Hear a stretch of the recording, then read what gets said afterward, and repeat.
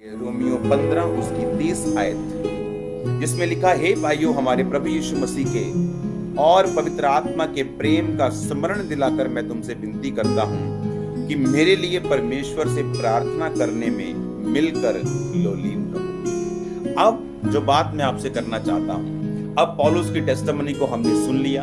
Bible कहती है पौलुस को परमेश्वर ने किस तरह से इस्तेमाल किया, किस तरह से वो पूरी जगह पे प्रीच करता रहा, उन जगहों में जाता रहा जहां लोग बिल्कुल यीशु मसीह के नाम के बारे में नहीं जानते थे। और वचन कहता है बहुत से लोगों ने सुसमाचार को ग्रहण किया। बाइबल कहती है उसको जेल में डाला गया तो वहां भी उसने प्रीच किया। और बाइबल कहती है पूरी जो पलटन थी, सारे जो कैदी थे, उन्होंने परमेश्वर के वचन को सुना और उन्होंने परमेश्वर के वचन को ग्रहण भी किया।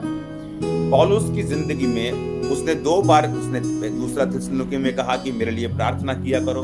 उसके बाद उसने रोमियो 15 उसकी 30 में कहा कि मैं तुमको परमेश्वर के प्रेम की याद दिलाकर बोलता हूं कि मेरे लिए प्रार्थना करने में मिलकर लोलीन रहो। उसने कहा मेरे लिए प्रार्थना करो।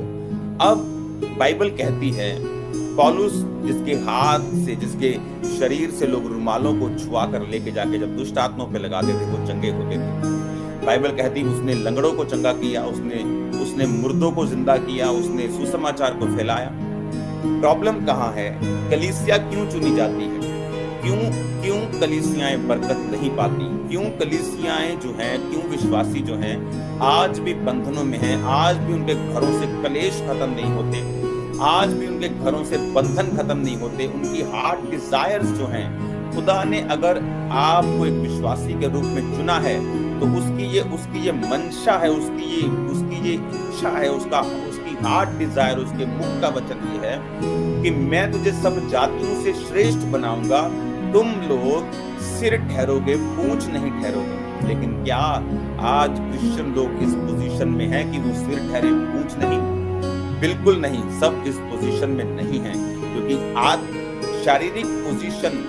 शारीरिक बरकत को पाने से पहले आपकी स्पिरिचुअल सेटिंग परमेश्वर करता है, जिसके बिना शारीरिक बरकत बिल्कुल भी आपकी लाइफ में नहीं आ सकती। जो यहोवा की ओर से है, अगर वो यहोवा की ओर से नहीं है और आपकी लाइफ में आती है, वो एक टेम्परेरी होगी, एक बरकत आएगी, उसके साथ तरह के दुख भी आएंगे। लेकिन जो परमेश्वर बरकत आपको देता है, जो परमेश्वर आपको आपकी लाइफ में जो ब्लेसिंग्स देता है, बाइबल कहती है उसके साथ वो दुख नहीं मिलाता। अब पौलुस वो जन जिसके जीवन से लंगड़े चंगे हुए, जिसके जीवन से अंधे चंगे होते थे, जो सुसमाचार को सुनाता हुआ, लंगड़ों को चलाता हुआ, लकवे को, रोगी को छुड़ाता हुआ चलता था, वो कलीसिया से एक बात कह रहा है। कौन सी कलीसिया? आप लोग विश्वासी।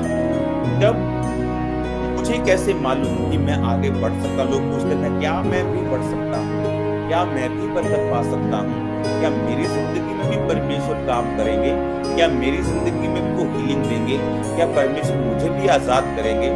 बाइबल कहती है अगर आपके दिल में ये सवाल हैं तो जवाब परमेश्वर वचन में से दे चुका है। उसकी मर्जी है कि आप चंगे हो जाओ, उसके कोड़े खाने से आप चंगे हो चुके, वचन कहता है। बाइबल कहती है उसकी मर्जी है, तो वचन में लिखा है कि मैं तुझे सब जातियों से श्रेष्ठ बनाऊंगा। उठ प्रकाश मानो, तेरा प्रकाश आ गया, जाते जाते तेरे पास प्रकाश के लिए राजा तेरे आरोहण के प्रताप के लिए तेरे पास आएंगे। ये क्या है? ये परमेश्वर की विल है उन लोगों के लिए। जब आप यशाया की पुस्तक पढ़ते हैं, जितने पॉजिटिव वर्ड्स हैं उन लोगों के लिए हैं जो तौबा कर चुके हैं, जो परमेश्वर को खोज रहे हैं, जो परमेश्वर के ऊपर निर्भर हैं। नेगेटिव वर्ड्स उन लोगों के लिए हैं जो परमेश्वर से दूर जा चुके हैं, बैकस्लाइड हो चुके हैं। और उन वचनों में क्या लिखा हुआ, जो लिखा वो परमेश्वर की विल है आप लोगों के लिए, आप लोगों की लाइफ के लिए। अगर आप स्टूडेंट हैं आप बेस्ट होंगे, अगर आप कोई भी काम कर रहे हैं, उसने कहा मैं तुम्हें सब जातियों से श्रेष्ठ बनाऊंगा। लेकिन अब जो कलीसियाओं के लिए परमेश्वर ने बरकत ठहराई है, उस बरकत को कलीसिया पाएगी कैसे? प्रॉब्लम ये है कि अगर आपको मालूम ही नहीं कि मुझे इस बरकत को पाना कैसे है, उसका वे क्या है, उसका रास्ता क्या है। बाइबल कहती है जीसस क्राइस्ट ने कहा कि मार्ग, जीवन और सच्चाई में है। मार्ग कौन है? प्रभु यीशु मसीह। प्रभु यीशु मसीह कौन है? वचन। मार्ग कौन है? वचन ही मार्ग है। वचन का मार्ग, वचन ही आपको बताएगा कि आपकी लाइफ में एक्सीलेंट होने के लिए, आपके फाइनेंस में, आपके कैरियर में, आपकी लाइफ में, स्पिरिचुअल लाइफ में, पास्टरल लाइफ में, मैरिड लाइफ में सक्सेसफुल होने के लिए, पेनलेस लाइफ जीने के लिए कैसे जाना है, क्या करना है, वचन ही आपकी अगुवाई करता है। आमीन।